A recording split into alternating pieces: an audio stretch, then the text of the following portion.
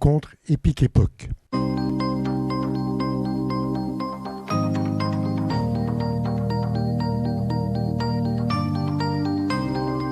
Épique Époque.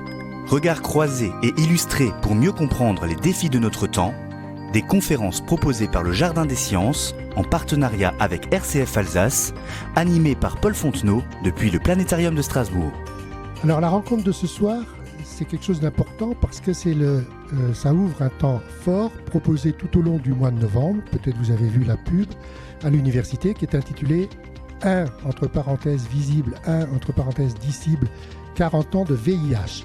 Alors, c'est organisé par le Jardin des Sciences, le service universitaire de l'action culturelle et évidemment en collaboration avec tout un tas d'autres services, composantes et labos de l'université. Donc on propose dans ce cadre-là des rencontres, des ciné-débats, il y aura un plateau radio ou encore des actions de prévention pour remédier à la méconnaissance croissante de cette pandémie qui continue de sévir 40 ans après la découverte du virus à l'origine du sida. Donc, information importante, ça je vous encourage vraiment. Le jeudi 9 novembre, donc dans une semaine, à 18h30, à l'amphi Ourisson, donc fac de chimie, vous voyez sur le campus où c'est, le professeur Willy Rosenbaum donnera une conférence où il reviendra, c'est un des co-découvreurs du virus du sida, donc il reviendra sur toutes ces années cruciales alors qu'il était tout jeune médecin infectiologue. Vous aurez normalement des programmes à l'entrée, dans le hall d'entrée. Voilà, 5 juin 1981. Le CDC, ça veut dire le Centre de contrôle des maladies américain, signale une forme rare de pneumonie chez de jeunes homosexuels californiens. On donne d'abord à la maladie le nom de GRID, Gay Related Immune Deficiency, déficience immunitaire reliée au gay. Dans le langage courant, on appelle ça la peste gay. Vous voyez tout de suite comment on entendait les choses, hein, et ce que ça voulait dire. Et encore le syndrome gay, parce qu'elle ne semble toucher que des hommes homosexuels. Finalement, la maladie est renommée AIDS, en français SIDA, syndrome d'immunodéficience acquise. En 1983, le VIH, donc le virus, est isolé par les virologues de l'Institut Pasteur. Nous aurons quelqu'un qui nous en parlera. Leur découverte est publiée dans la prestigieuse revue Science. Alors, juste un petit point personnel, étant à l'époque jeune chercheur en immunologie, je me suis dit, comme tous mes collègues d'ailleurs, ah bah c'est super, on a trouvé le truc, c'est un virus. Donc pas de problème, on va faire un vaccin et le truc sera réglé. Eh bien non, le truc n'est pas réglé. On se retrouve ce soir, 40 ans après, 83-2023, pour nous poser la question, guérirons-nous un jour du VIH ? Alors pour nous aider à y voir plus clair, nos invités de ce soir, Jean-Christophe Paillard, virologue, directeur de recherche au CNRS, unité architecture et réactivité de l'ARN à l'IBMC, Institut de biologie moléculaire de Strasbourg que vous connaissez, qui est par ailleurs membre du comité scientifique et médical de SIDAction, donc grand spécialiste au niveau de la virologie. Ça, c'est un des aspects. Deuxième aspect, le docteur Axel Ursenbach, infectiologue, le trait d'union, nouvel hôpital civil aux hôpitaux universitaires de Strasbourg. Donc ça, c'est les deux Strasbourgeois. Et puis nous avons un Marseillais, Gabriel Girard, qui est sociologue, chargé de recherche INSERM, en sciences économiques et sociales de la santé et traitement de l'information médicale, le CESTIM de l'université Aix-Marseille. Ça, c'est ceux que vous voyez. Et puis, il y aura ceux que vous voyez, celle que vous ne voyez pas encore, parce qu'elle est cachée là-haut dans la régie, qui est Violaine Leroy, qui est une illustratrice, qui fait de la facilitation graphique et qui dessine depuis la régie au fur et à mesure du topo des intervenants. C'est-à-dire qu'elle va donner son sentiment sous la forme de dessin.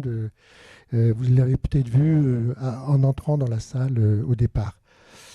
Donc voilà, ça c'est tous ceux qui vont travailler pour nous ce soir et merci déjà à eux. Alors le dispositif, donc 3 intervenants, des questions. N'oubliez pas de noter vos questions parce que nous allons réserver un temps à vos questions et ils essaieront d'y répondre. Nous allons tout de suite commencer avec Jean-Christophe Paillard. Vous pouvez prendre le micro. Ah bah oui. Jean-Christophe Paillard, donc, qui sera le regard du virologue. Je rappelle, il est biologiste virologue. Merci beaucoup. Vous m'entendez? Oui. Alors, moi, je vais me lever parce que j'ai quelques slides à vous montrer et ça sera plus facile puis pour vous parler aussi. Donc, je vais me mettre de ce côté-là. Je ne sais pas si ça gêne des gens ici. Tout d'abord, merci Paul parce que tu as déjà présenté pratiquement la moitié de mon topo. Non, c'est pas vrai. Donc moi, effectivement, je vais vous parler un petit peu de l'histoire de la découverte de ce virus. Et puis, voilà, c'est un petit peu le plan qu'on va aborder. Je vous dirai quelles sont les origines du VIH, qu'est-ce que c'est que ce virus, et comment il se réplique dans nos cellules, et pourquoi, effectivement, 40 ans après, on n'a toujours pas de remède à cette maladie.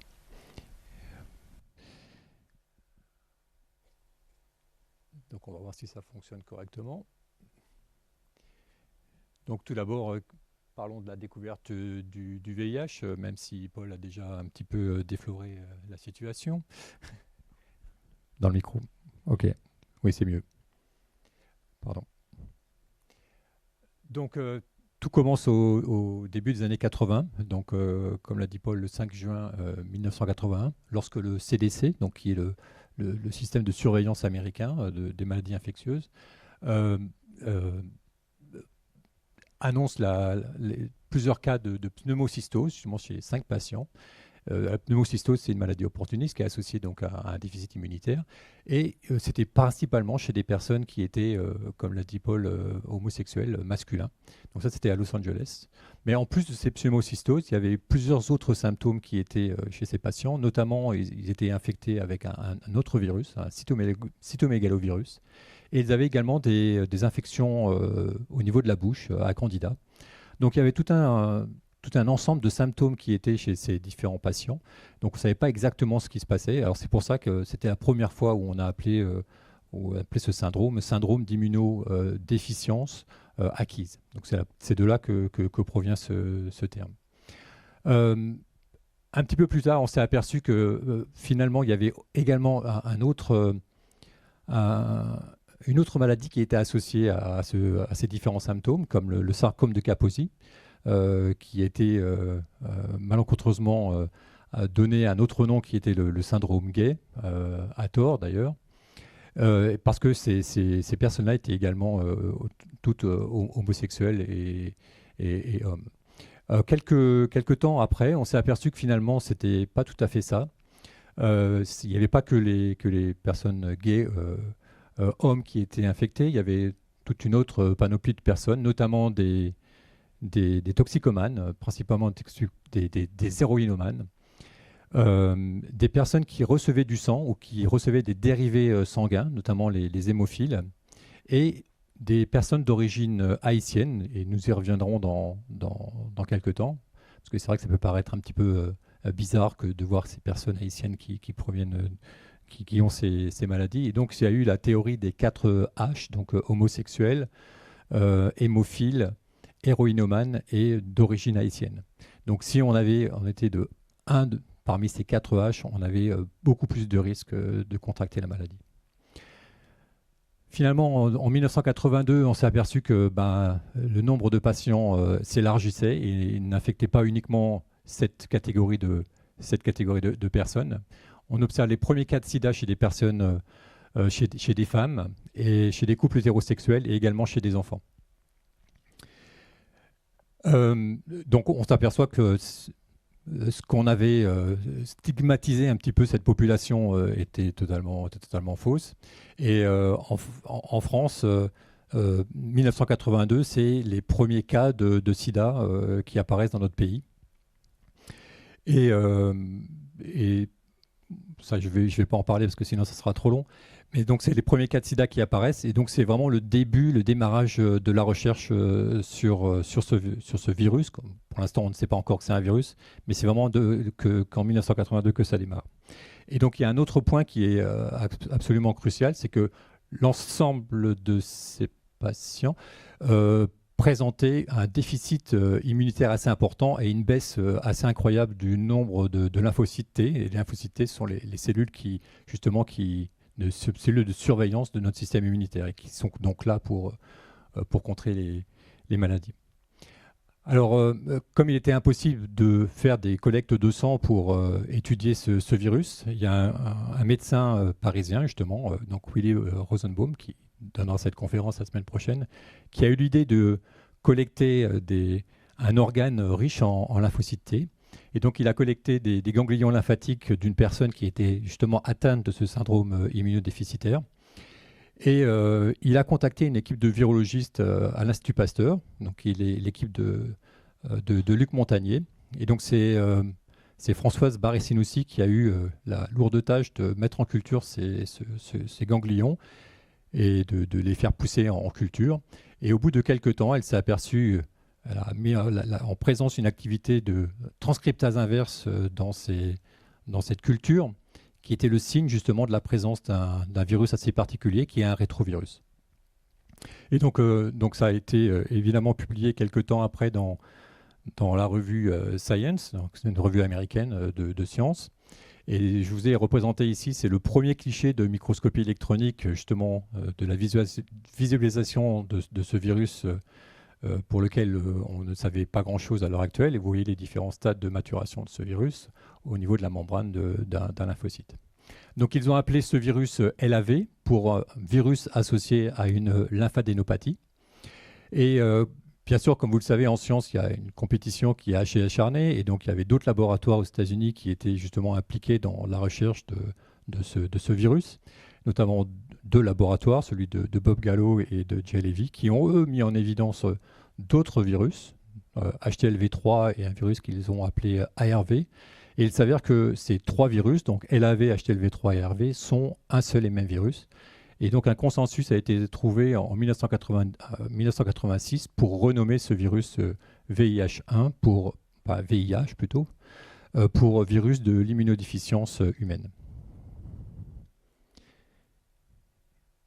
Donc, comme vous le savez tous, un peu plus de 20 ans plus tard, en 2008, c'est ce qui a valu le prix Nobel de médecine à Luc Montagnier et à Françoise Barré-Sinoussi pour justement la découverte de ce virus.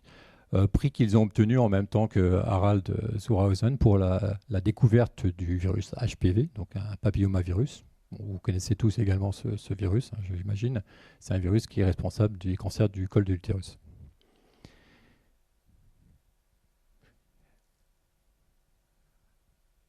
Donc, pour vous montrer un petit peu les derniers points épidémiologiques de cette maladie, donc en 2022, donc ça ce sont des estimations qui proviennent du site ONU-SIDA, donc il y a à peu près 39 millions de personnes qui vivent avec le VIH. En 2022, il y a eu un peu plus d'1 million de nouvelles infections et 630 000 morts. Par jour, ça correspond à peu près à 3600 nouvelles infections. Et il faut savoir que peu de la moitié de ces infections ont lieu en Afrique subsaharienne. Depuis le début de la maladie, donc c'est des chiffres qui sont assez importants, hein, 86 millions de personnes ont été contaminées par le VIH1 et la moitié, 40 millions, sont morts suite à une maladie qui est liée au sida. Donc comme vous voyez, c'est toujours un problème de santé publique majeur et c'est pour ça que on est là pour continuer à travailler sur ce virus.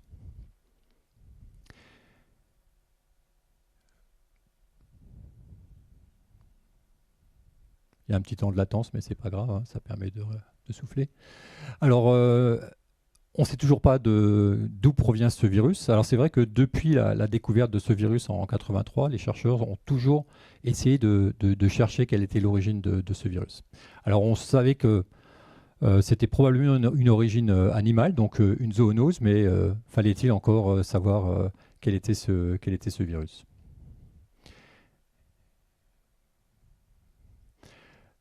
Donc, le singe était le suspect numéro 1, mais par contre, fallait pouvoir récolter des échantillons de singes et pouvoir analyser ces différents échantillons.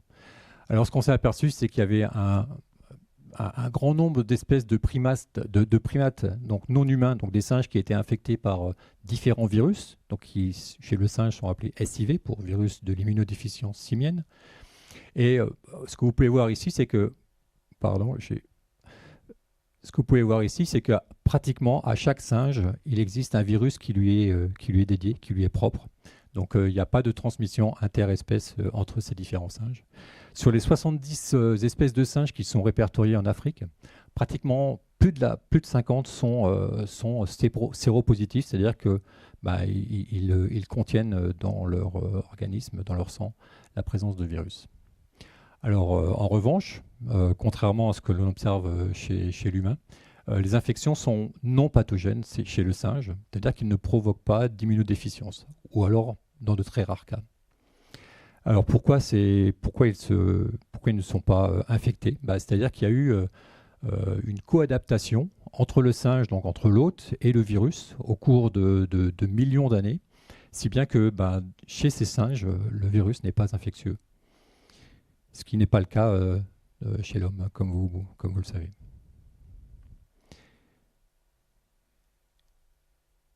Alors, comme je vous l'ai dit, l'origine simienne était pratiquement validée.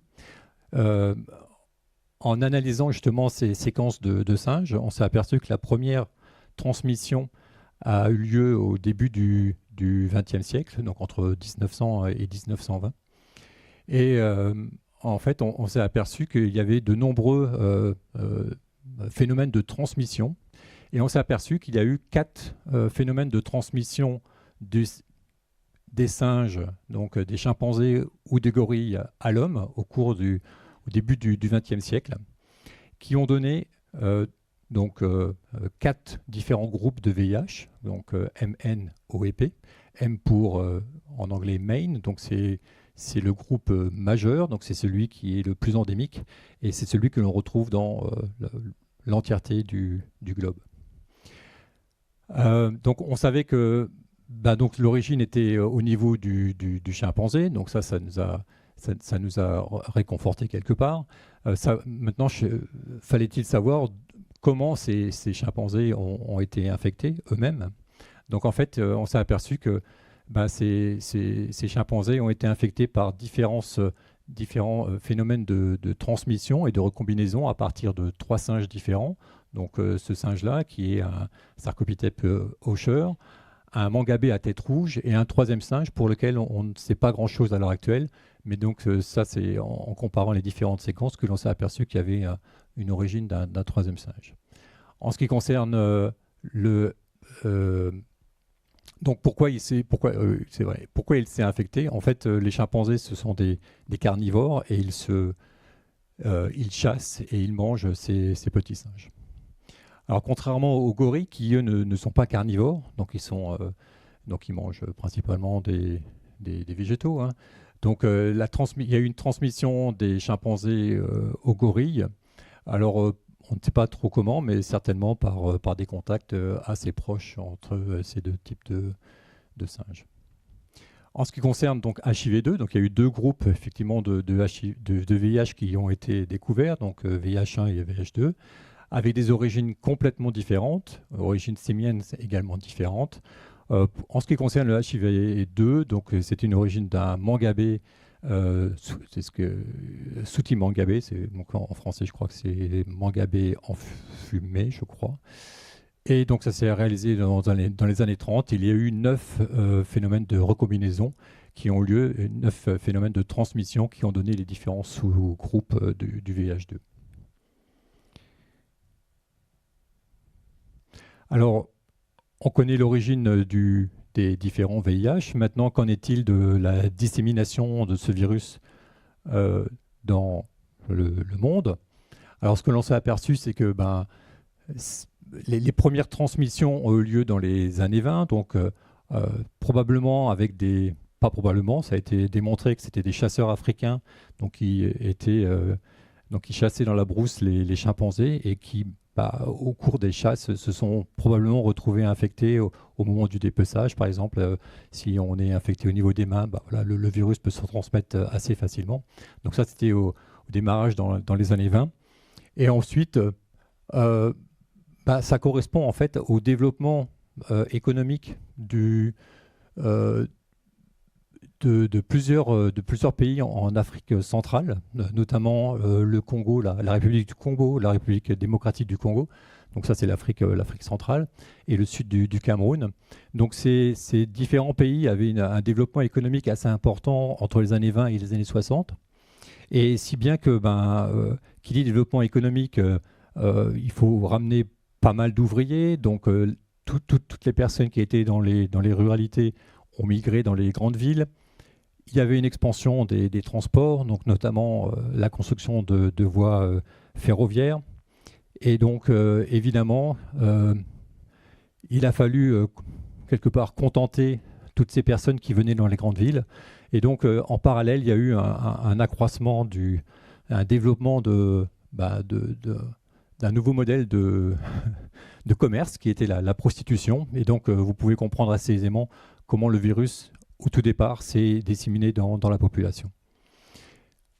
À partir de 1960, il y a eu l'indépendance de nombreux pays en Afrique, notamment justement la République du Congo et la République démocratique du Congo, donc Brazzaville d'un côté et Kinshasa, qui sont face à face au niveau de la rivière Congo.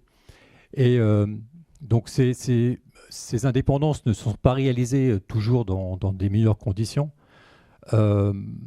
Donc il y a eu appel à des contingents étrangers, donc République démocratique du Congo qui était belge à l'époque, donc il y a eu effectivement beaucoup de coopérants belges qui sont venus travailler dans ce pays, et également une grosse communauté. La deuxième communauté, c'était des Haïtiens, donc pour un petit peu remonter le pays, pas mal de médecins d'ailleurs. Et donc ça, c'était dans les années 60-70. Et à un moment donné, tous ces gens-là sont retournés chez eux. Donc les Haïtiens sont retournés dans leur pays et ont favorisé la dissémination de ce virus dans la partie des Caraïbes.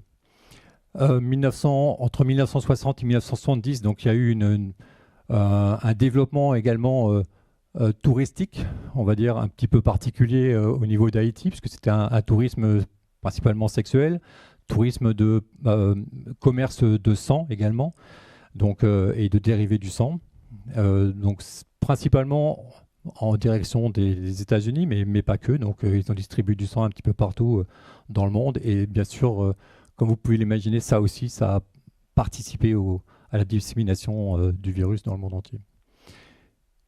Entre 1970 et 1980, les Haïtiens migrent principalement en Amérique du Nord, d'une part parce que dans leur pays, les conditions économiques sont assez exécrables, et donc ils vont voir un petit peu ailleurs si l'herbe est plus verte, et effectivement, elle l'est certainement, mais ça a permis justement au virus de se disséminer encore un petit peu plus vite.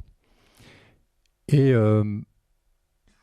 donc les premières contaminations, comme je l'ai dit en tout début de ma présentation, ont eu lieu à Los Angeles. Donc c'est effectivement Los Angeles, San Francisco, New York, c'est dans ces grandes villes que le virus se dissémine le plus fortement. Et 1980, donc essor des moyens de transport aériens. Et donc, je pense que si on revient 3 ans en arrière, vous pouvez imaginer ce que font les transports aériens dans la dissémination d'un virus. Exemple du SARS, par exemple, qui s'est disséminé dans le monde entier en quelques heures. Bon, quelques heures. C'est bon, j'ai presque fini.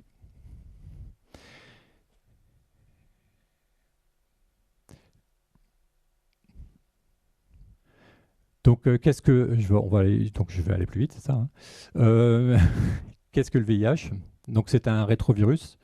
Rétro parce qu'il fait des choses à l'envers, comme répliquer son ARN génomique en ADN double brin. Donc, comme vous pouvez le voir ici sur ce cliché de microscopie électronique, donc c'est typiquement un virus, un rétrovirus du VIH que l'on observe avec un corps conique. Ici, je vous ai représenté un développé de ce virus avec les différentes protéines qui sont résolues au niveau de leur structure tridimensionnelle. Alors ça, c'est extrêmement important de pouvoir le définir, ces structures, pour les chimistes et pour justement essayer de développer des molécules antivirales qui viendraient cibler spécifiquement des sites d'interaction. Alors, comment il se réplique dans nos cellules? Alors, c'est un petit peu compliqué, je ne vais pas rentrer dans les détails, je vais vous montrer un petit movie pour l'illustrer. Mais grossièrement, ce que vous allez voir, en fait, le virus s'accroche à la cellule, donc au lymphocyte, pénètre dans le cytoplasme de la cellule et va intégrer son génome à l'intérieur de nos chromosomes. Donc ça correspond à la phase précoce. Et il y a une phase tardive dans laquelle, justement, l'ADN qui est intégré dans nos chromosomes va produire ces ARN messagers, ces protéines, et au niveau de la membrane plasmique, va pouvoir former de nouvelles particules virales. Alors, si on peut lancer... Alors, ce que vous allez voir maintenant dans le petit movie qui dure à peu près 2 minutes, c'est justement l'ensemble de ce cycle réplicatif. Donc, comme vous pouvez le voir, donc ça c'est le virus avec son corps conique. Donc ça c'est l'intérieur de son génome, donc 2 ARN simple brun. Le virus va venir s'attacher au niveau de la membrane du lymphocyte.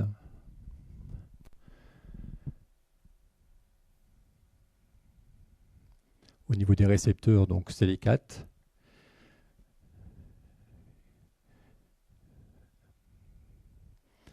Après, nous allons avoir ce que l'on nomme la fusion cellulaire, donc la fusion entre la membrane du virus et la membrane de la cellule.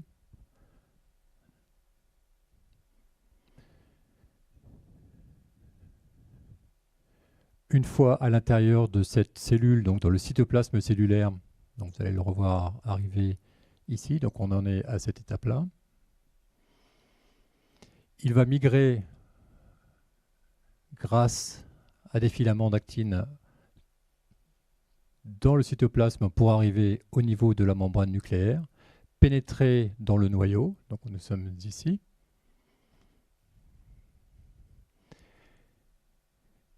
Donc ça c'est le génome du virus qui va s'intégrer dans nos chromosomes. Une fois intégré, il va pouvoir produire ses propres messagers qui vont cette fois-ci retourner dans le cytoplasme pour être traduits en protéines virales.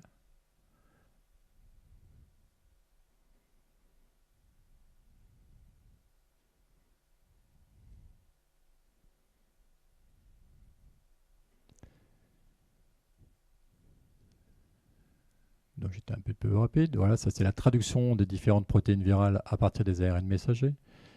Et ensuite, ces différentes protéines vont aller à la membrane plasmique pour former de nouvelles particules virales. Donc ça c'est la membrane plasmique de la cellule.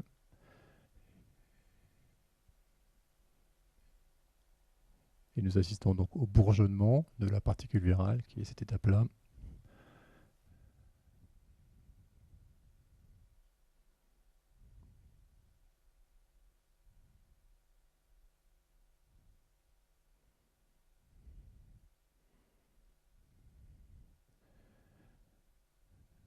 J'aurais dû le réduire encore un petit peu plus, ça aurait été plus vite.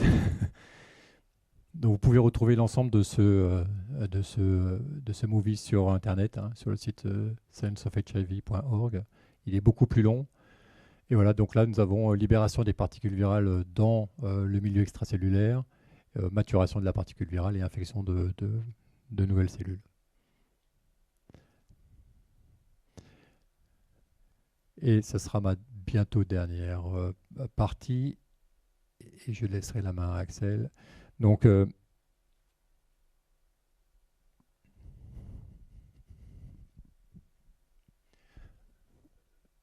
ça c'était... Donc pourquoi, effectivement, 40 ans après, la maladie est toujours présente? Donc plusieurs causes. Hein. D'une part, la variabilité du virus, donc du fait d'un passage d'un ARN de 2 molécules d'ARN à une molécule d'ADN par la reverse transcriptase induit de nombreuses erreurs dans le génome du virus, entre 5 et 10 par cycle réplicatif, sachant qu'une cellule produit plusieurs dizaines de millions de particules virales par jour. Vous pouvez imaginer le nombre de modifications incorporées dans le génome viral. Deuxièmement, il infecte des cellules du système immunitaire, donc les cellules qui sont normalement là pour nous protéger. Donc on ne peut pas les cibler parce que sinon on détruirait notre système immunitaire. Comme je l'ai dit tout à l'heure, il s'intègre dans le génome de nos cellules et donc il peut rentrer en latence virale. C'est une des caractéristiques de ce rétrovirus. Et donc c'est un point majeur parce que justement, ça va former des réservoirs viraux cellulaires et il est extrêmement difficile d'atteindre ces différents réservoirs cellulaires avec les différentes molécules antivirales actuelles. Mais je pense que Axel en parlera un petit peu plus tout à l'heure. Et les deux derniers points, ce sont les accès au traitement qui sont vraiment inégalitaires dans le monde, notamment en Afrique, où pratiquement 40% de la population séropositive n'a pas accès à ces différents traitements. Et la prévention qui, même si depuis 40 ans, elle s'est nettement améliorée, elle n'est pas encore au niveau de ce qu'on attendrait pour justement aller contre les infections virales. Voilà, je vous remercie beaucoup et je vais laisser la main à Axel. Merci Jean-Christophe. Donc, on va juste en profiter, Axel, pour voir est-ce que Violaine a déjà fait quelque chose. Ah, voilà.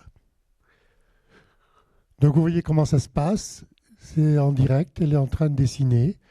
Elle est en train d'exprimer sous forme graphique tout ce qu'elle a entendu là de Jean-Christophe. Alors, ça ne bouge pas, mais ça donne des choses qui sont pas mal. Ok, merci Violaine. Tu prends peut-être l'autre micro, Axel. Voilà. Il faut appuyer sur le bouton. Voilà. Donc nous allons écouter maintenant Axel Ursenbach, donc, qui est clinicien aux Hospices civils de Strasbourg et qui va nous donner le regard du clinicien. Okay, merci. Donc, enchanté, moi je suis le docteur Ursenbach. En effet, je suis infectiologue au Nouvel Hôpital Civil à Strasbourg. Alors, je travaille dans le service du trait d'union, qui est un service qui est dédié notamment au suivi des patients vivant avec le VIH. Donc, guérirons-nous un jour du VIH? Donc, le point de vue du clinicien. Dans un premier temps, on verra un petit peu l'évolution des traitements avec le temps. Ensuite, la prise en charge actuelle des patients. Puis un point sur les moyens de prévention et enfin les perspectives de guérison. Alors, l'évolution des traitements avec le temps. Donc, je reviens encore sur ces premiers patients qui ont eu des infections pulmonaires graves, donc des pneumocystoses en 1981. Donc, les premiers cas de sida décrits. Là, je vous ai montré des images de scanners qui correspondent à des pneumocystoses. Donc, c'est vraiment des infections graves. Plusieurs patients ont décédé de cette infection. Alors, j'en profite pour rappeler, VIH, SIDA, le VIH, donc c'est le virus. On parle de personnes vivant avec le virus du VIH. Le SIDA, donc c'est le syndrome d'immunodéficience acquise. Donc en fait, c'est des complications de l'infection par le VIH, notamment quand l'infection n'est pas traitée, évolue depuis un certain temps et que les patients sont du coup gravement immunodéprimés. En dessous, là, vous avez la liste des pathologies qui classent SIDA. C'est notamment des infections opportunistes, donc comme la pneumocystose et certains cancers. Alors, donc, premier patient en 1981. Là, c'est l'évolution des traitements avec le temps. Donc, vous voyez, premier traitement disponible en 1987. Donc, c'était la zidovudine, le rétrovir. Donc, voilà, au fil des années 90, vous voyez les différentes molécules avec de nouvelles classes qui sont découvertes. Donc, petit à petit, les patients sont d'abord traités par monothérapie. Ensuite, on associe des bithérapies. Et c'est surtout en 96, avec la découverte des antiprotéases, qu'on associe des trithérapies qui sont beaucoup plus efficaces. Sur la droite, vous avez un exemple des lignes thérapeutiques qu'un patient a pu avoir. Alors, il n'y a pas uniquement des traitements contre le VIH, mais vous voyez que c'était un peu compliqué. Il y avait beaucoup de traitements. On devait souvent changer, alors à la fois parce que ça ne marchait pas. De temps en temps, une monothérapie ne suffisait pas, donc pour des échecs virologiques. On changeait aussi, probablement parce qu'il y avait des nouvelles molécules, donc on essayait d'autres choses. Et il y avait aussi un grand nombre d'arrêts pour intolérance ou effets indésirables. Parce que la difficulté des traitements dans ces années-là, c'était d'une part, il y avait beaucoup de comprimés à prendre, souvent. Il n'y avait pas toujours l'efficacité qui était au rendez-vous et il y avait de nombreux effets indésirables. Alors là, je vous ai mis Quelques exemples pour illustrer. Donc tout en haut, là, il y avait des lipodystrophies avec certains traitements. Donc lipodystrophie, c'est des anomalies de la répartition des graisses qui pouvaient être soit des lipohypertrophies, là vous avez l'exemple en haut, ou des lipoatrophies, donc au contraire, donc des choses quand même visibles par tout le monde. Donc c'est quand même pas rien niveau image corporelle, etc. Ensuite, certains traitements pouvaient favoriser les lithiases rénales, donc faire des crises de colique néphrétique. D'autres traitements avec pas mal de choses, des cytopénies, des douleurs musculaires, des troubles digestifs. D'autres traitements favorisaient les neuropathies avec des problèmes de sensibilité. Donc il y avait quand même pas mal d'effets indésirables. Alors là, c'est les nouvelles molécules à partir de 2007, avec notamment une nouvelle classe qui s'appelle les anti-intégrases. Donc il y a eu plusieurs générations d'anti-intégrases, en fait première génération puis seconde génération depuis 2013. Alors c'est des molécules qui sont beaucoup prescrites actuellement pour plusieurs raisons. D'une part, elles sont très efficaces, elles marchent très rapidement. D'autre part, elles sont très bien tolérées, il y a très peu d'effets indésirables et peu d'interactions avec d'autres médicaments. D'autant plus, ces molécules existent, vous pouvez le voir en bas, en association, en trithérapie, en un seul comprimé avec d'autres molécules, ou alors même en bithérapie en un seul comprimé. Et encore plus récemment, les anti-intégrases sont disponibles par voie injectable. On en reparlera un petit peu après. Alors, quelle est la prise en charge actuelle des patients vivant avec le VIH ? Alors, quelques définitions. Alors, il y a deux définitions qui sont intéressantes et qui sont un petit peu entremêlées. Souvent, les deux sont associés. C'est la simplification et l'allègement. Donc, la simplification, c'est, comme son nom l'indique, simplifier la vie au patient. C'est-à-dire, au lieu de prendre 10 comprimés par jour, idéalement, on prend un seul. Donc, voilà, réduire le nombre de comprimés que le patient prend tous les jours. Éventuellement aussi réduire la fréquence des comprimés parce que certains patients pouvaient prendre un comprimé 2 ou 3 fois par jour. Voilà, donc l'idéal de la simplification, c'est d'arriver à un comprimé par jour. L'autre notion, c'est l'allègement. Alors là, on ne parle pas en termes de comprimés, mais on parle en termes de molécules. L'allègement, c'est de diminuer l'exposition aux molécules pour chaque patient. Alors, quels sont les objectifs de cet allègement? Donc on les reverra un petit peu après, les différents allègements qu'on peut faire. C'est de limiter la toxicité au long cours des traitements, même si on a peu avec les traitements actuels. Si on peut prendre moins de médicaments, c'est toujours mieux. D'améliorer la qualité de vie des patients, donc ça c'est surtout la simplification. Tout ça en maintenant une efficacité virologique. Et aussi de prévenir certaines pathologies liées au vieillissement. Alors, quand on découvre actuellement une infection par le VIH chez un patient, le traitement initial, alors c'est quasiment la règle, c'est pas du 100%, mais c'est quasiment toujours une trithérapie. Alors là, je vous ai montré, il y a quelques exemples de trithérapie qui sont fréquemment prescrites. Donc on essaie de choisir une trithérapie en un seul comprimé par jour pour simplifier la vie au patient. Alors, on a le choix entre plusieurs molécules, on a de la chance, donc on adapte, c'est optimisé pour chaque patient en fonction des antécédents qu'il peut avoir, des médicaments qu'il peut avoir par ailleurs, donc on optimise ça au mieux. Donc voilà, ça c'est pour le traitement initial, le temps que l'infection soit contrôlée. Généralement il n'y a pas de règle, mais pendant 1 an, 2 ans, on a une trithérapie quotidienne.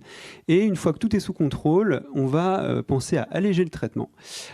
Et pour alléger le traitement, plusieurs possibilités. Alors, première possibilité, une bithérapie quotidienne. Donc là, l'idée c'est de prendre toujours un comprimé par jour. Vous avez des exemples à côté, mais au lieu que ce soit une trithérapie, ce sont des bithérapies. Donc voilà, toutes ces stratégies ont été validées par des essais cliniques et donc ça marche et ça permet d'être exposé à moins de molécules avec le temps. Parce que quand on prend un traitement pendant 50 ans, d'avoir 2 molécules au lieu de 3, ça change quand même beaucoup. Autre option, la deuxième, qui est une particularité française, c'est la trithérapie intermittente. Donc dans cette stratégie, en fait, les patients gardent leur trithérapie en un seul comprimé, mais au lieu de prendre 7 jours sur 7, ils la prennent 4 jours sur 7, par exemple du lundi au jeudi, et ils sont tranquilles le week-end. Donc ça réduit aussi l'exposition aux médicaments sur le long cours. Donc ça a été validé dans un gros essai clinique français, donc c'est recommandé en France, c'est pas encore dans les recommandations internationales pour l'instant. Et la troisième possibilité, alors on fait ça depuis un peu plus d'1 an, c'est les traitements donc en bithérapie injectable. Donc là, l'avantage de cette stratégie, c'est que les patients du coup n'ont plus du tout de comprimés, ils ont plus ce rappel de la maladie quotidien, mais ils ont alors 2 injections intramusculaires, hein, donc c'est des piqûres, une dans chaque fesse, tous les 2 mois. Alors les premières sont faites à l'hôpital, mais par la suite, ils peuvent le faire en cabinet infirmier proche de chez eux ou par leur médecin traitant. Donc voilà, ça c'est les avancées un petit peu les plus récentes. Le pronostic de l'infection par le VIH a radicalement changé ces dernières dizaines d'années. Alors en haut à gauche, vous avez une étude française sur la mortalité qui date un petit peu, mais déjà en 2010, on pouvait voir que par rapport à 2000, les décès des patients VIH liés au sida, donc liés aux complications de l'infection, diminuaient franchement. Par contre, ce qu'on voit, c'est on voit apparaître les décès qui sont liés aux pathologies du vieillissement, notamment tout ce qui est pathologie cardiovasculaire. À droite, vous voyez que la durée de vie, alors c'est la courbe verte des patients vivant avec le VIH qui ont récupéré leur immunité, donc la majorité des patients qu'on suit actuellement. Donc vous mettez tout à droite, est très proche de la durée de vie de la population générale. Et maintenant, il y a deux questions, enfin 2 choses qui sont qu'on étudie beaucoup. C'est à la fois le vieillissement des patients VIH. Est-ce qu'il y a certaines fragilités qu'on pourrait détecter ou qui pourraient être liées à l'infection par le VIH? Alors pour l'instant, il n'y a rien de majeur, hein, mais ce sont les mêmes facteurs que n'importe qui. Mais c'est beaucoup étudié et dans le même état d'esprit, la qualité de vie des patients, on cherche toujours à pouvoir améliorer ça. EPIC Époque, regard croisé et illustré pour mieux comprendre les défis de notre temps, animé par Paul Fontenot depuis le Planétarium de Strasbourg. Alors, donc la première stratégie pour éliminer l'infection par le VIH, ce serait qu'il n'y ait plus de nouvelles infections. Donc, ça passe par d'une part le dépistage et d'autre part certaines actions qu'on peut avoir sur les différents modes de transmission. Les modes de transmission, vous les connaissez, hein. À gauche, la transmission par voie sexuelle. Donc pour ça, on pense aussi au préservatif. Le préservatif classique en haut. Juste en dessous, le préservatif dit féminin, qui est peut-être un petit peu moins connu. On pense aussi à la transmission mère-enfant. Alors c'est quand même très rare en France actuellement, mais voilà, la transmission de la mère à l'enfant peut se faire en fin de grossesse, surtout pendant l'accouchement et potentiellement pendant l'allaitement. Donc en pratique, voilà, pour diminuer cette transmission, il faut bien sûr diagnostiquer et traiter les femmes enceintes. Et si elles sont indétectables, si le virus est indétectable lors de l'accouchement, le risque de transmission est extrêmement faible. Et à droite, vous avez aussi la transmission par le sang. Donc, vous voyez une poche de transfusion. Donc, alors, c'est plus le cas aujourd'hui en France, mais on suit encore actuellement des patients, notamment des hémophiles, qui ont eu l'infection par le VIH suite à des transfusions. Et juste au-dessus, les aiguilles, les seringues. On pense aussi aux patients qui s'injectent des produits en intraveineux. Alors, on a la chance à Strasbourg d'avoir une salle de consommation à moindre risque qui permet un petit peu d'encadrer les consommations, de donner des seringues, des aiguilles propres et d'éviter les échanges. Donc voilà, on peut agir un petit peu sur tout ça. Alors, notion importante, alors là je l'ai mis en anglais, U égale U, en français on pourrait dire I égale I, indétectable égale intransmissible. Alors ça a été montré par de nombreuses études, là je vous en ai mis une en exemple, mais une personne qui a l'infection par le VIH qui est traitée depuis au moins 6 mois et qui est en charge virale indétectable et qui prend régulièrement son traitement, n'a pas de risque de transmettre le virus VIH. Donc nous, on voit régulièrement des personnes, des couples avec une personne séropositive, l'autre non. Au bout de 6 mois d'indétectabilité, on leur dit clairement qu'ils peuvent avoir des rapports sans préservatif. Il n'y a pas de risque de transmission. Donc c'est le concept du TASP, Treatment as Prevention, donc traitement comme prévention. Si on arrive à traiter toutes les personnes vivant avec le VIH, il n'y a plus de transmission du virus. Ça, c'est les objectifs ONU-SIDA pour contrôler l'infection VIH. Donc, à gauche, c'était les objectifs déjà passés de 2020. Donc, 90% des personnes vivant avec le VIH diagnostiquées. Parmi ces 90% sont traités, et parmi ces 90% sont indétectables. Donc on les a atteints en tout cas en France, mais ce n'est pas le cas dans le monde. Vous voyez juste en dessous, l'objectif c'était 500 000 nouvelles infections ou moins. Jean-Christophe vous a présenté les chiffres 2022, c'est 1,3 million d'infections, donc on n'y est pas du tout. Et vous voyez à droite les objectifs 2030 qui semblent difficiles à atteindre actuellement. Autre moyen de prévention, c'est le TPE, le traitement post-exposition. Donc là, c'est un traitement d'urgence, c'est-à-dire suite à une exposition à risque VIH, ça peut être sexuel, ça peut être sanguin. Alors, nous, on a une ligne d'astreinte, on peut être appelé dans ces cas-là. Suite à l'évaluation d'un expert, on va évaluer un petit peu le risque VIH de ce qui s'est passé. Et donc, si on estime que c'est une exposition à haut risque, on peut être amené à débuter, alors au plus tôt après l'exposition, un traitement, donc une trithérapie, en un seul comprimé par jour pendant 28 jours pour diminuer fortement le risque VIH. Autre moyen de prévention, c'est la PrEP. La PrEP, c'est un traitement prophylactique qui va s'adresser aux personnes qu'on estime à haut risque concernant le VIH.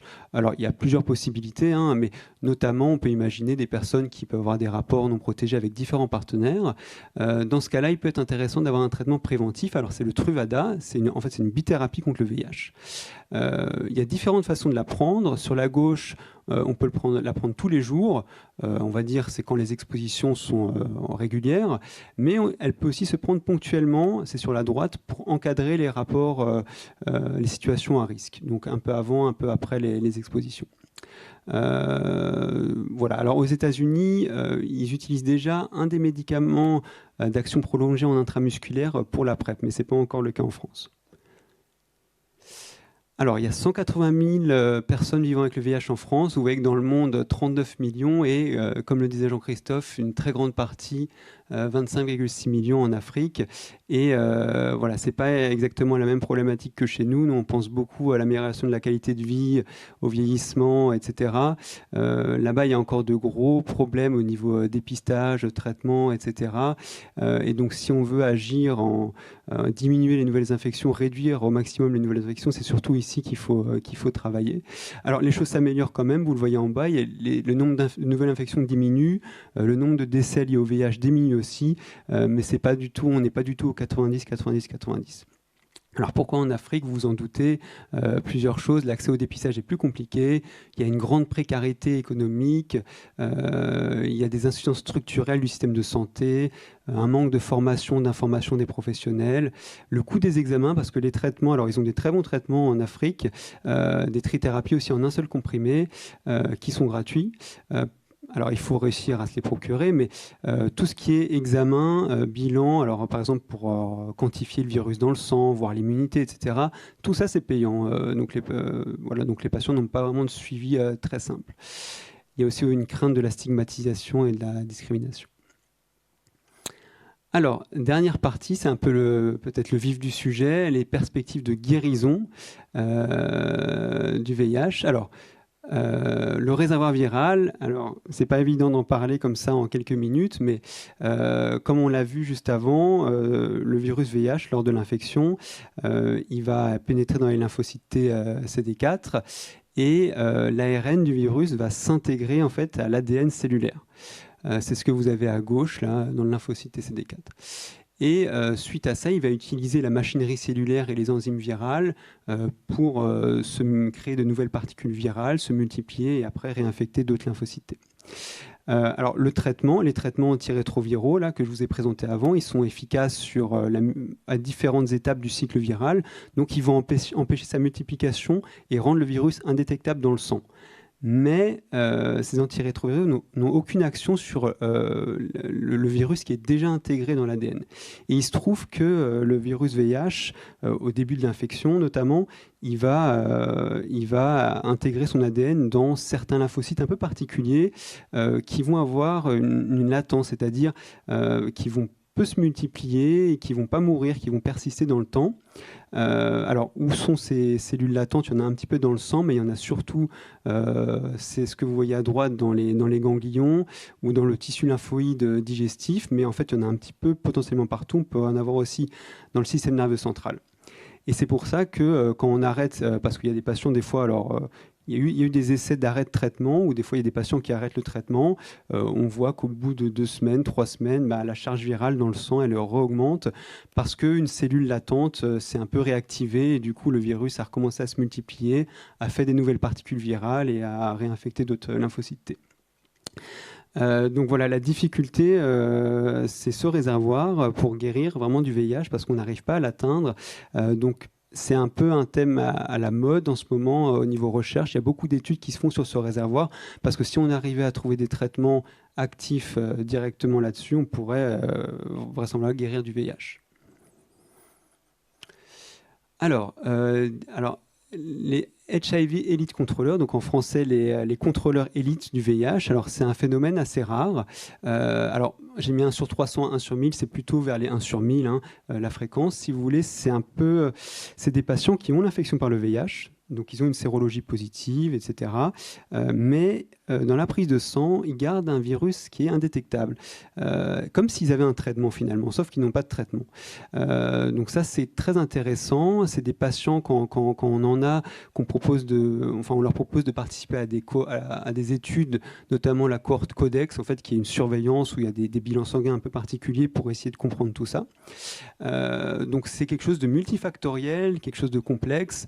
Probablement, c'est des virus qui sont intégrés dans des régions qui sont très peu codantes au niveau du génome, dans des cellules qui sont en latence très prolongée. Mais c'est aussi des patients qui ont une réponse immunitaire, alors à la fois cellulaire, à la fois humorale, qui a une certaine efficacité, pour le coup. Alors, certains patients ont guéri de l'infection par le VIH suite à des allogreffes. Il y a eu récemment le sixième patient, le patient de Genève. Alors, peut-être que vous connaissez probablement le premier patient, le patient de Berlin, Timothy Brown. Alors, donc, en fait, c'est des patients qui ont une infection par le VIH et qui ont développé une hémopathie, alors souvent des lymphomes, peut-être des leucémies, mais en tout cas, qui ont bénéficié d'allogreffes de cellules souches. Alors, allogreffe, je ne sais pas si vous voyez tout ce que c'est, mais grosso modo, ils ont une chimiothérapie très puissante pour être efficace contre le cancer. Et après, on leur transfuse les cellules souches d'un donneur. Donc, ils reçoivent des immunosuppresseurs. C'est finalement comme une greffe d'organe, sauf que l'organe, c'est la moelle.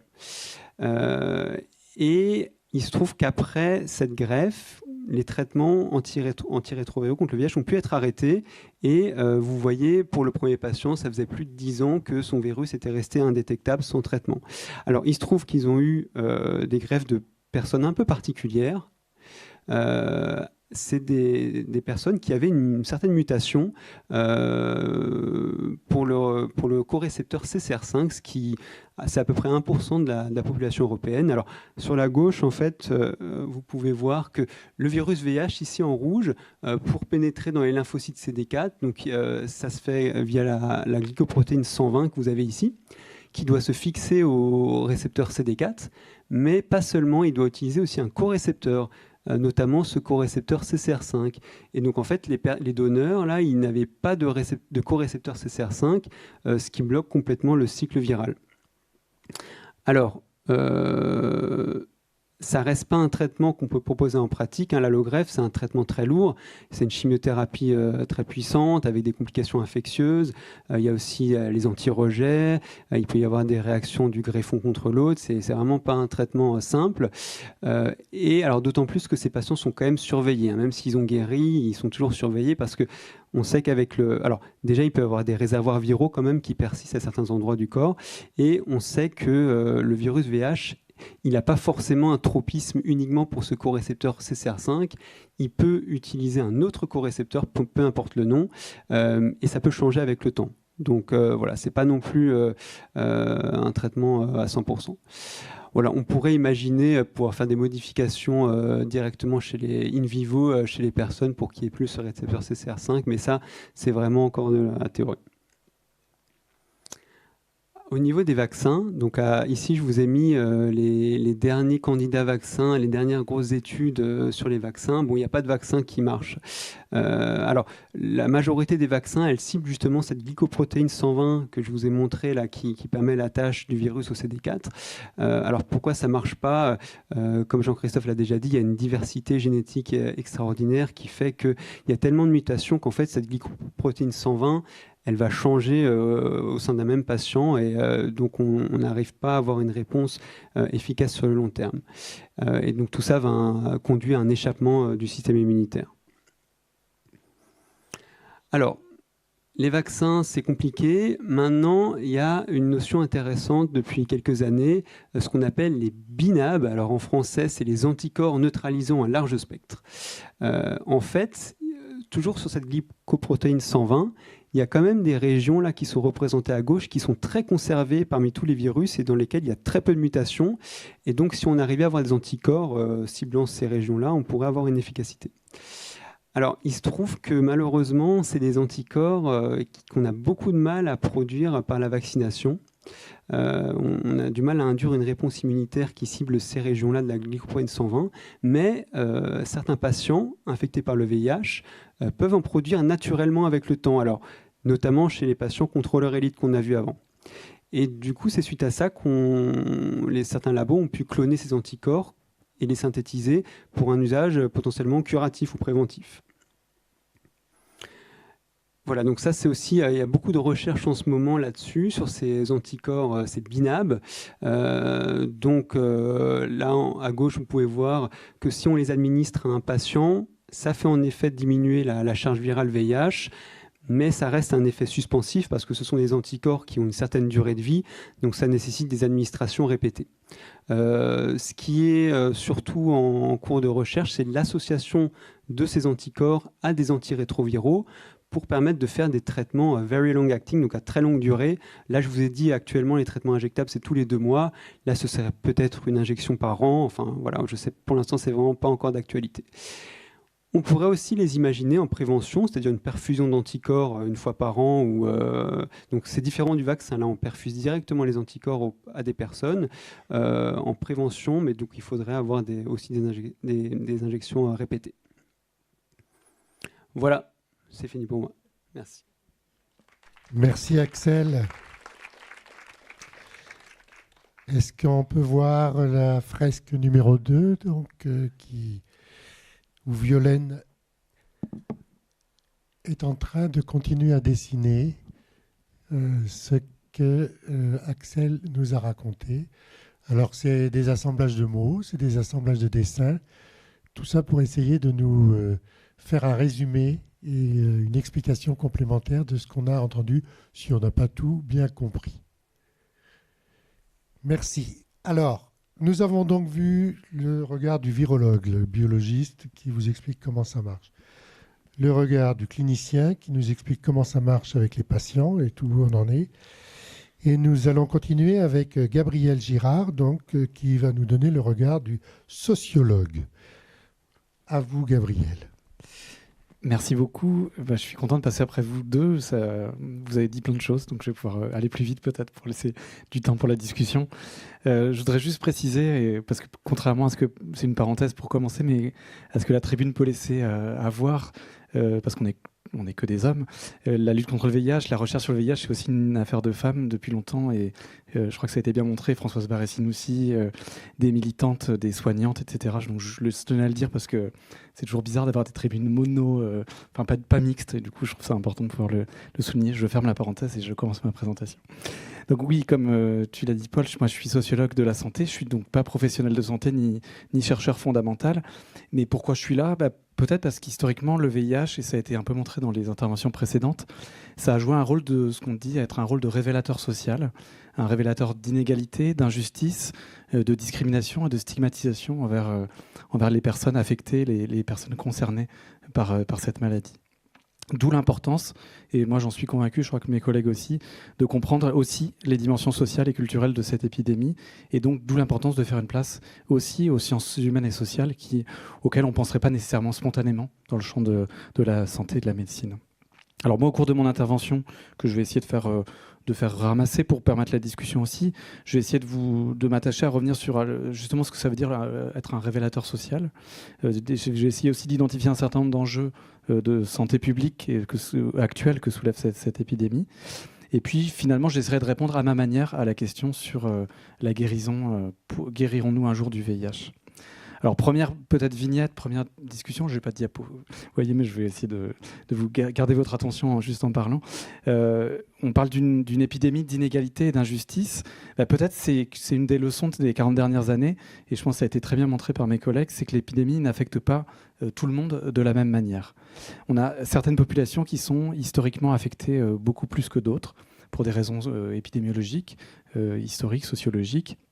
On parle là, dans nos contrées, des hommes ayant des relations sexuelles avec des hommes, des homosexuels masculins, des usagers de drogue, les personnes trans, des personnes migrantes, etc. Il y a un certain nombre de populations qu'on a bien identifiées qui sont plus affectées que d'autres et qui ont plus de risques, plus de malchance de croiser le VIH, peut-être au cours de leur vie, de leur trajectoire.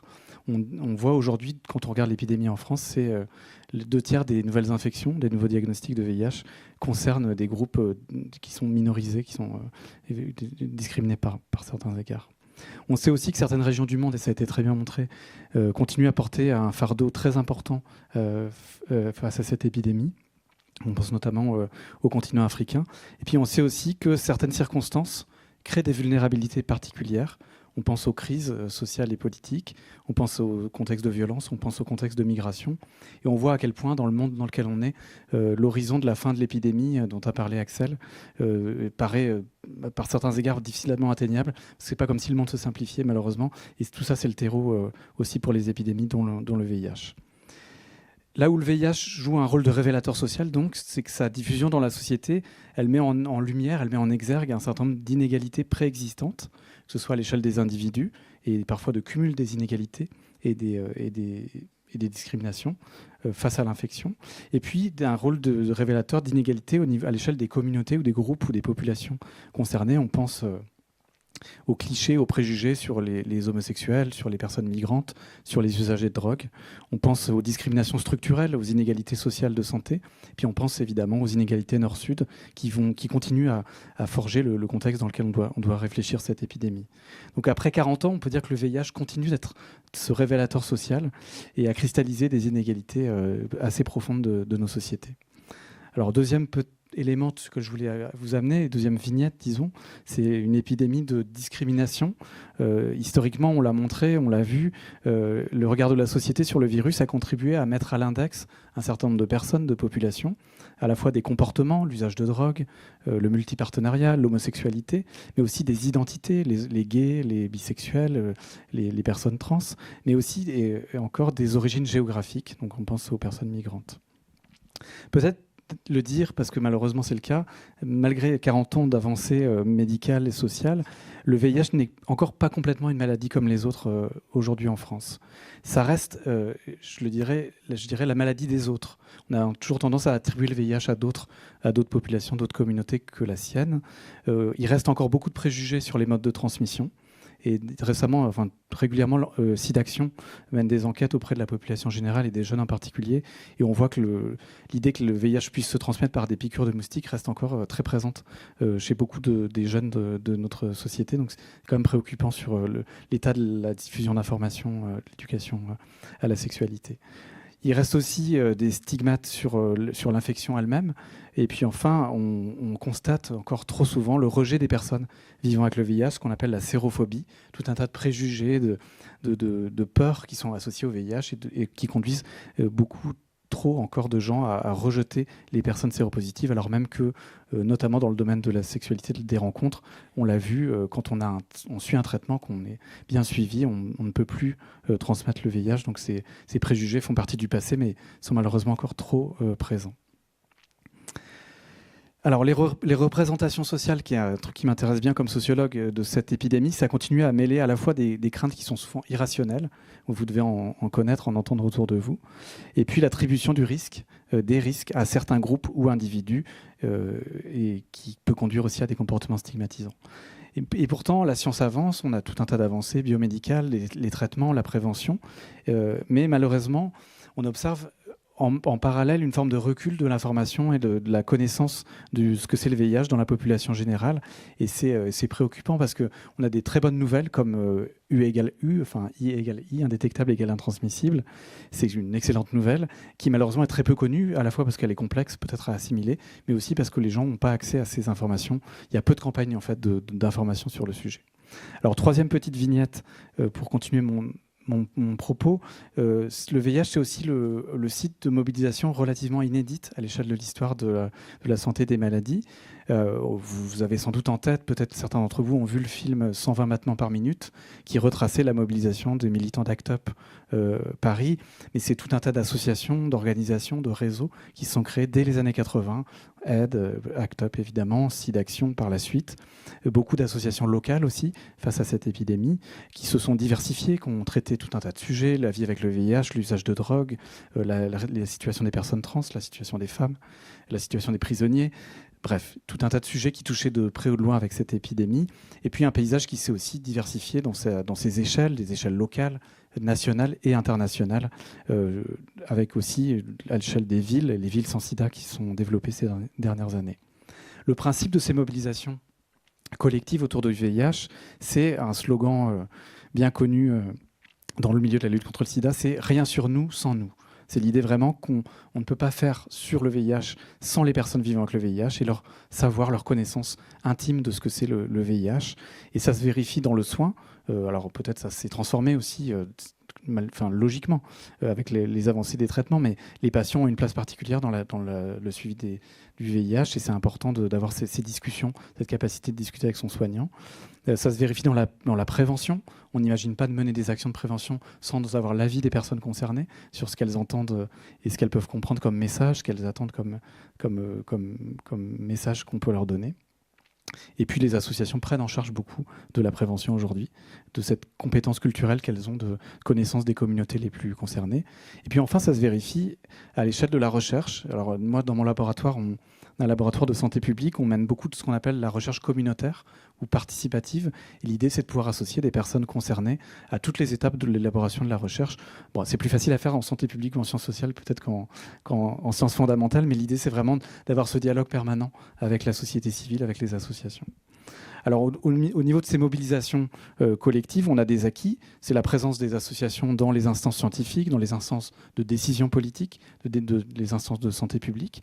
Mais on a aussi un certain nombre de défis qui ont été posés par la professionnalisation des associations, la multiplication des causes, parce que le VIH n'est plus la seule cause, et puis c'est bien le normal. Il y a plein d'autres facteurs d'engagement, notamment chez les jeunes. Et puis la complexification, à certains égards, de la réponse au VIH, qui rend peut-être plus difficile les modalités d'engagement contre cette épidémie. Je voudrais poursuivre et puis aller vers ma conclusion en vous listant ce qui me semble être 5 des enjeux en santé publique aujourd'hui de la lutte contre le sida en 2023. Le premier enjeu, c'est comment on peut continuer à faire de la prévention en ciblant sans stigmatiser. Comme on l'a dit, comme on l'a vu dans les différentes interventions, on a un certain nombre de groupes de la population qui sont plus touchés que les autres, les hommes gays, les personnes migrantes en particulier, les femmes. Comment on peut s'adresser à elles et à eux sans stigmatiser, c'est-à-dire faire des messages qui à la fois parlent au grand public, mais adressent les réalités spécifiques d'un certain nombre de personnes sans les stigmatiser. Je pense que ça, c'est un défi ancien, mais qui reste aujourd'hui d'actualité. Deuxième défi, comment on peut mobiliser face au VIH malgré la complexité des enjeux. Ça, je pense, c'est un défi très important. Parce qu'on l'a vu, je pense que vous avez, j'espère, bien saisi, il y a tout un tas de subtilités dans les présentations précédentes qui ont été montrées. Ben voilà, le VIH, c'est cette complexité-là aujourd'hui. Faire passer un message simple, des fois, c'est pas évident. Mais malgré tout, c'est important et ça nécessite d'être fait pour continuer à mobiliser à la fois le grand public, mais aussi les premiers concernés. Troisième défi, comment on peut prévenir, faire de la prévention de façon positive. C'est vrai qu'on a tendance en santé publique à parler surtout du risque, et c'est c'est un tropisme, c'est une approche classique, mais on peut aussi parler d'autres choses, notamment parce que quand ça touche à la sexualité, on pourrait essayer de se dire comment mieux parler de plaisir ou de désir dans la prévention. Je pense que ça reste un défi pour 2023. Quatrième défi, comment on fait pour élargir la mobilisation? Alors le VIH a vu des évolutions importantes ces dernières décennies. On parle plus facilement aujourd'hui, notamment dans les politiques publiques, de santé sexuelle plutôt que de juste simplement prévention du VIH. C'est très important d'avoir une approche plus globale de la santé de la sexualité. Mais aussi, on est confronté, et c'est bien logique aussi, à d'autres épidémies. On l'a vu pendant la période Covid. Alors l'idée, c'est pas de faire des alliances, mais c'est d'essayer de comprendre comment on peut parler de cette épidémie spécifique-là dans un contexte où il y en a d'autres et comment on peut aussi élargir la réflexion. Et puis enfin, dernier défi que je trouve pour moi très important, puis qui fait écho à la visite que j'ai fait cet après-midi de l'exposition sur le VIH au musée d'art contemporain de Strasbourg, que je vous conseille, qui est super. C'est comment on fait pour ne pas avoir la mémoire courte dans le cadre de cette épidémie, comment on fait pour comprendre, apprendre de l'histoire récente, mais aussi l'histoire ancienne, mais à la fois aussi ne pas figer. C'est pas parce que le sida rentre au musée qu'il faut le voir comme un objet de l'ancien temps. Ça reste quand même un problème d'aujourd'hui.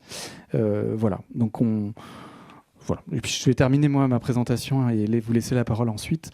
Deux réflexions sur la question de la guérison, sur lequel je suis pas un spécialiste en tant que sociologue, mais je vais essayer de vous amener des réflexions de sociologue sur cet enjeu-là. Alors on l'a vu, il y a beaucoup de progrès médicaux en recherche qui donnent espoir, je pense, sur ce qu'on va pouvoir faire face à ce virus dans les prochaines années et décennies. Moi je dirais que pour la santé publique, les sciences sociales, le principal horizon, c'est celui qu'Axel a tracé, c'est comment on peut en finir en fait avec les nouvelles transmissions. Et je crois qu'on a aujourd'hui tous les outils, tous les moyens de prévention médicaux, techniques, avec les différents préservatifs, l'information. On sait qu'on pourrait aujourd'hui enrayer l'épidémie si on atteint le fameux triptyque 95, 95, 95 d'ici 2030. Bon, il y a beaucoup d'obstacles d'ici là, mais on pourrait réussir à avoir zéro transmission, ce qui serait une forme, alors pas de guérison, mais de fin de l'épidémie dans sa dimension de la transmission. Mais parce qu'il y a un mais, le monde actuel fait face à de nombreuses crises, des crises sanitaires, des crises écologiques, des crises politiques, et on voit que tout ça, malheureusement, a un impact sur la rapidité avec laquelle on peut arriver à ces objectifs communs.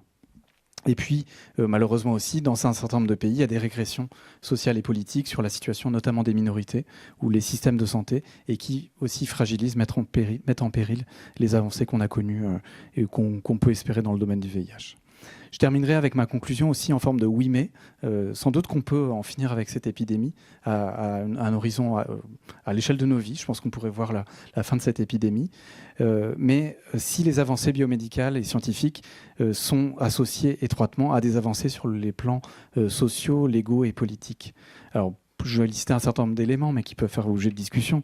Si on veut arriver à la fin de l'épidémie, il faut mettre fin aux discriminations, mettre fin à la sérophobie, aux différentes discriminations qui entourent cette épidémie. Il faut soutenir et défendre les droits des personnes atteintes, des groupes concernés, en France, mais aussi au niveau international. Il faut mettre en œuvre des programmes et des interventions renforcées vers les populations les plus vulnérables. En santé publique, on parle d'universalisme proportionné, c'est-à-dire l'idée qu'on peut faire pour tous, mais en mettant l'accent, en mettant les efforts des fois sur un certain nombre de groupes ou de populations plus affectées. Il faut, à mon sens, mettre en œuvre des mécanismes de solidarité internationale autour des traitements, de l'accès à la prévention. On a beaucoup au nord et il n'y a malheureusement pas encore assez au sud. Je pense qu'il faut le penser de manière globale. Il faut renforcer les systèmes de santé. On n'arrivera pas à en finir avec cette épidémie s'ils sont fragilisés, s'ils sont débordés. Et puis enfin, il faut promouvoir une approche globale des épidémies. J'ai essayé de le montrer par certains en l'illustrant, mais je pense qu'on est vraiment dans une période où il ne faut pas se dire que le VIH fait partie du passé. C'est très présent, puis on va peut-être réussir à en finir dans l'avenir si on le garde dans les priorités de santé publique pour les prochaines années, les prochaines décennies. Je m'arrête là, merci beaucoup. Merci Gabriel. Très très synthétique, mais avec des tas de questions qui sont là derrière et qui ouvrent l'esprit vers des réflexions qu'on peut avoir dans de nombreux domaines, hein, ça c'est clair. On regarde encore, Violaine, la troisième fresque en cours. Épique Époque, regard croisé et illustré pour mieux comprendre les défis de notre temps, des conférences proposées par le Jardin des Sciences en partenariat avec RCF Alsace. Bon, on va vous laisser travailler, Violaine, pendant les questions. Il y aura peut-être encore des choses à compléter. Vous êtes là avec les micros. Il y a Jean-Yves quelque part et Simon éventuellement. Si vous avez des questions déjà, ou bien... Moi, j'en aurais une pour Gabriel, justement.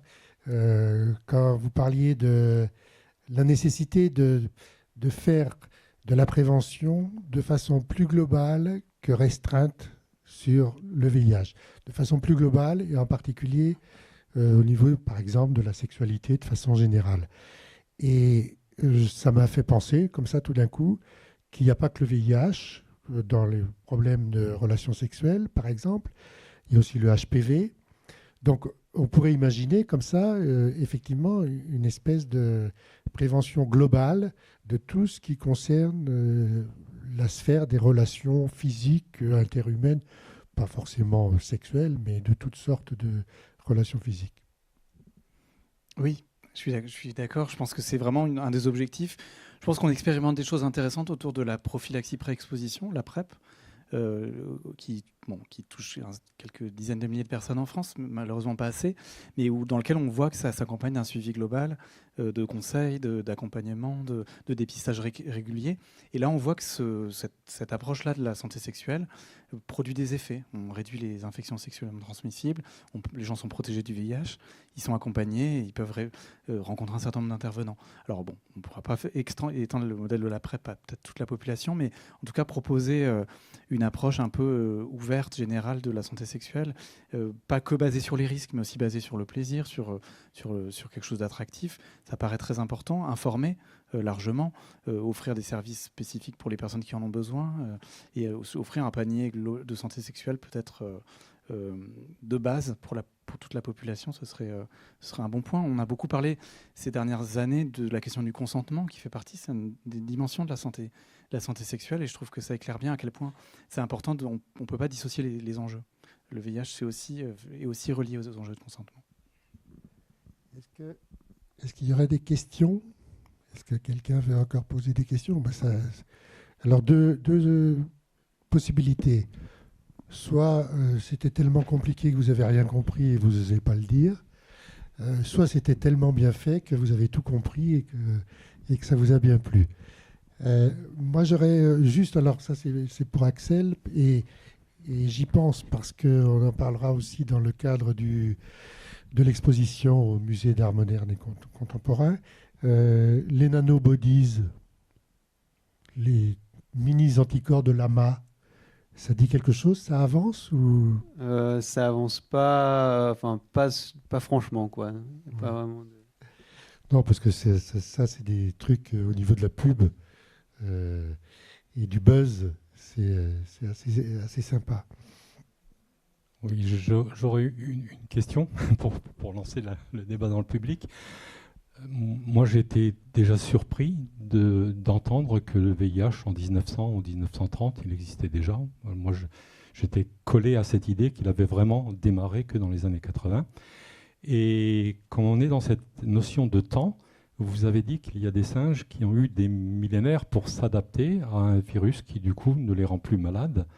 Alors, est-ce que nous, on n'est pas en ce moment avec la loupe, 1980, 40 ans, et avec le darwinisme, en se disant tout simplement, il disparaîtra peut-être dans 500 ou 1000 ans parce que l'humain suivra le même chemin que les singes ont suivi et vivront avec sans qu'ils le rendent malade.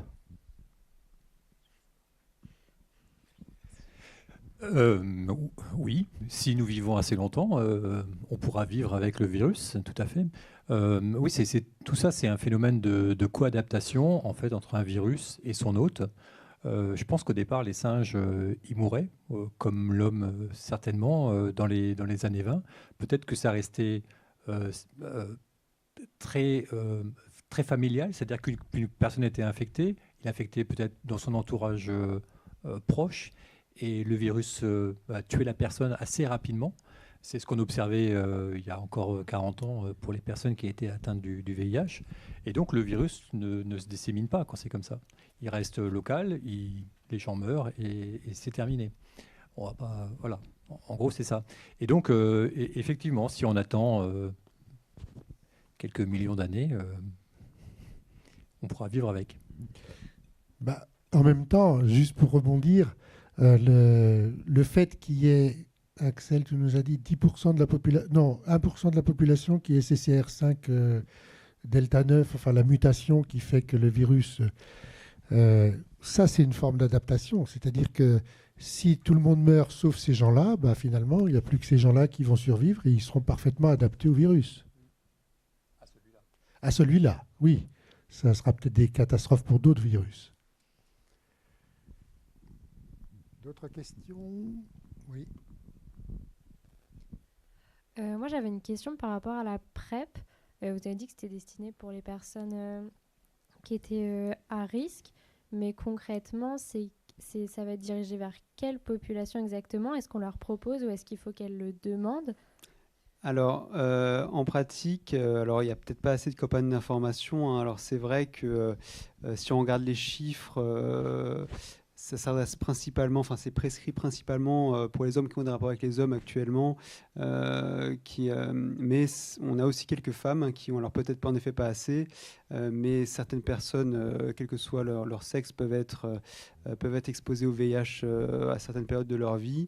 Et probablement qu'il n'y a pas assez en effet de personnes sous PrEP et qu'il faudrait qu'il y ait un peu plus de communication par rapport à ça.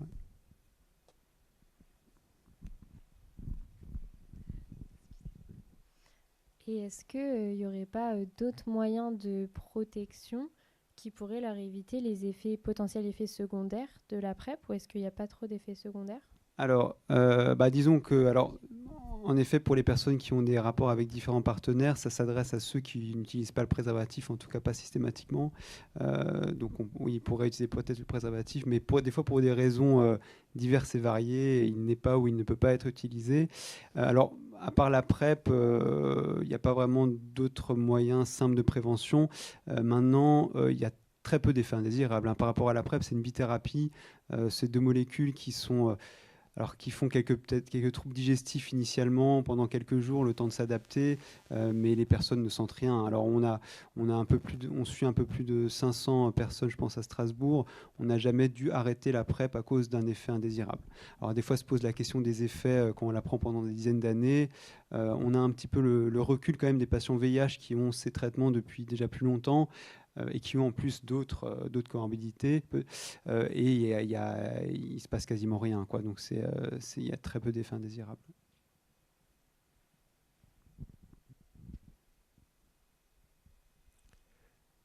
D'autres questions?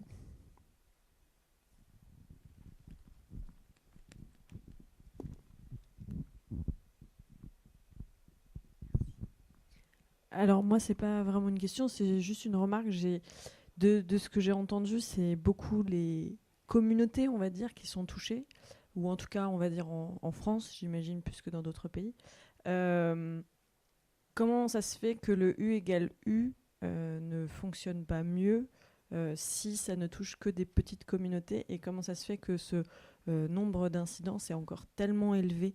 Enfin, j'avais l'impression dans votre discours, enfin dans votre présentation, qu'il y avait vraiment le principe de petite communauté qui, finalement, quand on regarde les chiffres, on n'est pas vraiment sur de la petite communauté quand même.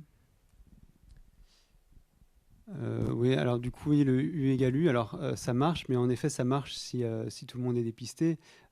S'il y a une insuffisance de dépistage, forcément, il y a des gens qui ne sont pas indétectables et du coup, il y a des transmissions. Pour parler des petites communautés, alors... Bon, il y a des nouvelles infections, en effet, en France. Alors, comment dire on peut imaginer aussi, il y a quand même, dans les communautés, il y a les patients migrants.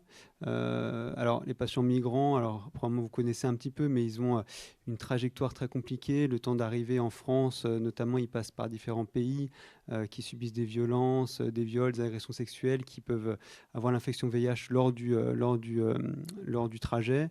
Et du coup, c'est une population qui est difficilement accessible, du coup, au départ, en tout cas, au traitement pour le U égale U, parce qu'ils passent par des pays, en fait, qui n'ont pas les mêmes moyens que nous, où c'est beaucoup plus compliqué. Donc ça, c'est un exemple un petit peu qui peut expliquer que dans certaines communautés, on n'arrive pas aux 95%, quoi. Gabriel? Oui, pour compléter, en fait, ce qu'on constate dans les études en sciences sociales sur les représentations du VIH et du sida, c'est qu'il y a un décalage fort en fait, entre les avancées biomédicales dont on a parlé là et les représentations dans la société, et même à l'échelle de certaines communautés, pourtant historiquement très mobilisées, comme la communauté gay. Il y a encore un niveau de sérophobie élevé. Il y a encore un rejet d'un certain nombre de gens qui rejettent les personnes vivant avec le VIH sur les applications de rencontres, etc. Ce qui est totalement déroutant. Mais voilà, ça fait partie de ce avec quoi on doit faire avec. Et ça pose question et ça peut-être incite à mener plus de campagnes pour populariser ce genre de messages, travailler sur les représentations du risque, de la sérophobie, et expliquer aux gens qu'en fait, en vrai, en pratique, ils ont moins de risques à avoir des relations sexuelles avec une personne séropositive sous traitement, etc., qu'avec une personne qui ne connaît pas son statut ou qui se croit séronégative. Et ça, c'est encore un message qui est compliqué à faire passer. Parce qu'on reste sur des représentations d'il y a 15, 20, 30 ans. Il y a des gens qui ont là-dessus pas beaucoup bougé parce qu'ils ont pris de l'information à un moment puis ils n'ont pas renouvelé leur information. Bon, et même dans des communautés très concernées, ce qui est préoccupant. Oui, ce qui voudrait dire qu'il n'y a pas vraiment d'effet de solidarité à l'intérieur de la communauté. Ou qu'il y a une forme d'individualisme. Enfin, je ne sais pas, c'est une question. Pas mécaniquement, en tout cas. Oui, et alors après, on parle de communauté, c'est un terme en sociologie très complexe et controversé.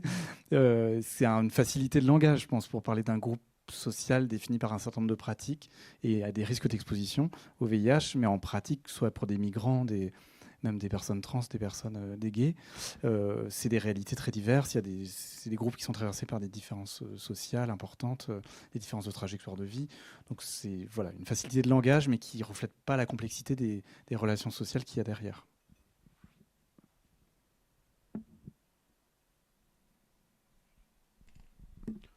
Moi, j'ai une question éventuellement au fond. Oui, allez-y. Peut-être plus pour Jean-Christophe. Pendant l'épidémie Covid et dans le sillon de cette épidémie, on a beaucoup entendu dire que finalement les progrès réalisés aideraient dans la lutte contre d'autres pandémies, dont celle du VIH. Est-ce que c'est des on-dit ou est-ce que c'est quelque chose qui se tient?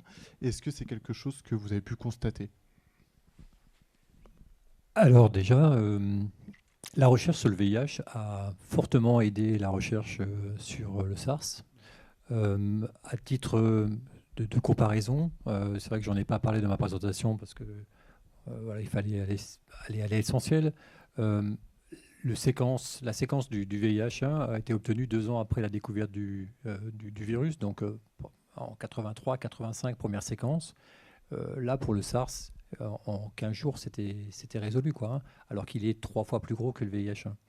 Alors, est-ce que maintenant la recherche du SARS peut aider la recherche du VIH? Et je pense que oui, ça peut. Alors, ça va prendre quelques années, pas 500 millions hein, cette fois-ci, mais quelques années, notamment les vaccins ARN qui ont eu un essor extraordinaire, hein, prix Nobel encore cette année. Donc on voit très bien l'importance que ça revêt. Il y a des premiers essais cliniques d'ARN messager qui sont justement impliqués dans la guérison pour le VIH1, mais qui ne sont à l'heure actuelle, c'est trop préliminaire pour dire que ça marchera un jour. Et c'est vrai que, comme l'a dit Axel, ça met en place au niveau physiologique des mécanismes qui ne sont pas toujours compris et qui sont complexes pour arriver à une résolution définitive du virus. Madame, là-haut, oui. Bonsoir. Donc moi j'ai une question concernant la partie des moustiques. J'aimerais la confirmation parce que déjà moi je l'ai assez entendu que les piqûres de moustiques ça ne permet pas la transmission de tout ça. C'est un peu plus difficile de l'ingérer lorsqu'on ne sait pas pourquoi. Est-ce que vous pouvez expliquer pourquoi lorsque on a des piqûres de moustiques, il y a pas du tout du coup de risque d'être infecté, alors que lorsqu'on peut partager une seringue avec quelqu'un qui est infecté, il y a beaucoup plus de risques du coup. Merci.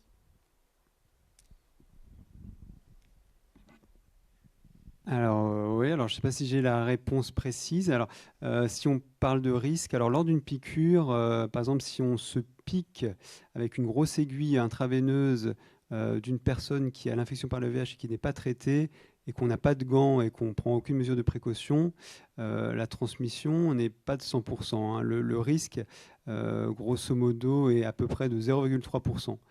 Donc si on imagine une grosse aiguille avec beaucoup de sang d'un patient qui a une grosse charge virale, c'est à peu près le risque qu'il y a. Alors, suite à une piqûre de moustique, en effet, il y a une effraction avec du sang, mais probablement il y a une quantité de sang qui est beaucoup plus faible, d'autant plus que le moustique vous pique quand même rarement juste après avoir piqué quelqu'un d'autre, et que la durée de vie du VIH n'est pas très longue à l'air libre en fait. Donc après, il y a probablement plusieurs mécanismes à l'intérieur du moustique qui font qui ne permettent pas la survie du virus. Donc j'ai pas la réponse précise à cette question. Voilà, monsieur.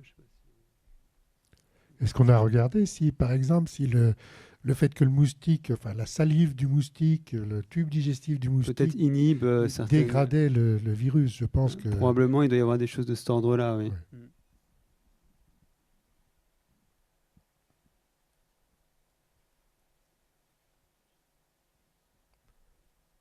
Pas de regret. On regarde Violaine. Est-ce que vous pouvez descendre pour nous décrire vos dessins ou l'état où ils en sont?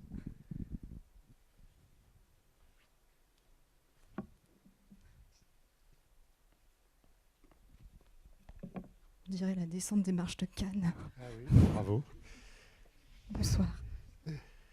Donc voilà, Violaine, vous ne l'avez pas vue, mais maintenant vous la voyez. Et donc, alors, expliquez-nous, Violaine, ce que vous avez là devant Alors, sur l'écran. Donc moi, je suis le regard de la néophyte. J'écoute. Alors, il y a aussi une partie où je vais sans doute un petit peu... J'ai pas réussi à tout prendre en note, mais j'ai plein de post-it, parce que les informations vont très vite.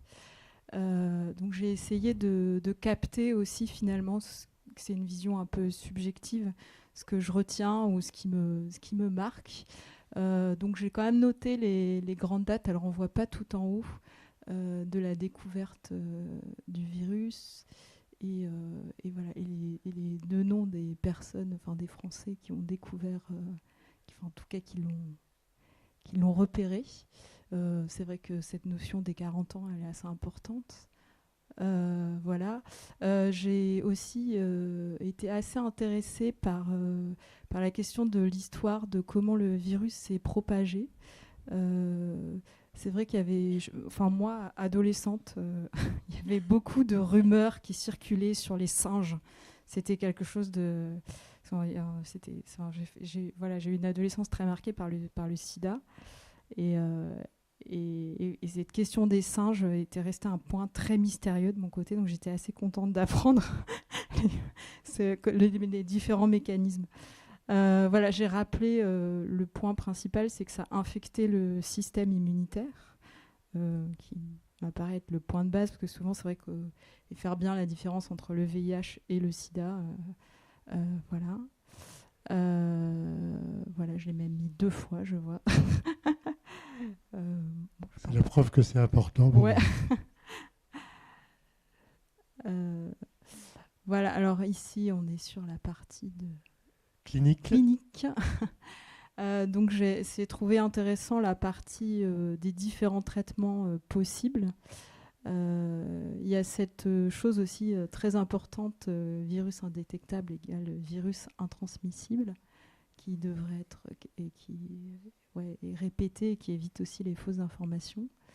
Et puis le fait aussi qu'il y a quelque chose d'assez positif sur que les patients qui sont sous traitement ont désormais à peu près la même durée de vie que la population générale.